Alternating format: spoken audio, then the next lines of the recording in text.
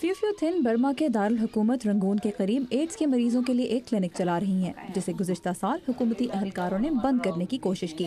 اس clinic میں 40 کے قریب مریض محض بنیادی سہولتوں کے سہارے زندگی گزار رہے ہیں۔ ان میں سے کسی کے پاس یا تو علاج کرانے کے پیسے نہیں یا صحتیابی کی امید نہیں، اور کچھ اس 1.5 سالہ بچی کی طرح ایڈز کے ہاتھوں یتیم ہو گئے ہیں۔ فیوفیوتھن پچھلے تقریباً 10 سال سے ایسے ہی لوگوں کی مدد کر رہی ہیں۔ سب سے اہم مسئلہ یہ ہے کہ آج بہت سے بچے HIV وائرس کا شکار ہیں اور ہمیں ان کی مدد کرنی چاہیے۔ نوجوانوں میں بھی یہ مرض پھیلتا جا رہا ہے، جس کے لیے ہمیں آگہی پیدا کرنی چاہیے۔ اس کلینک کے بند ہونے کے امکان پر برما کی معروف جمہوریت نواز کارکن آنگ سان سو چی نے کلینک کی حمایت کی، جس کے بعد اسے بند نہیں کیا گیا۔ آج مریضوں کی بڑھتی ہوئی ضروریات پوری کرنے کے لیے فیوفیوتھن ایک اور کلینک کھول رہی ہیں، اور اس کے علاوہ آنگ سان سو چی کے ساتھ انتخابات میں حصہ بھی لے رہی ہیں۔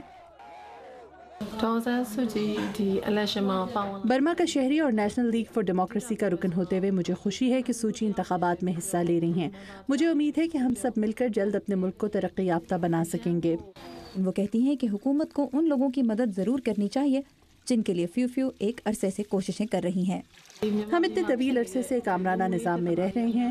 تعلیم اور صحت کے شعبوں کو اب بہت توجہ کی ضرورت ہے۔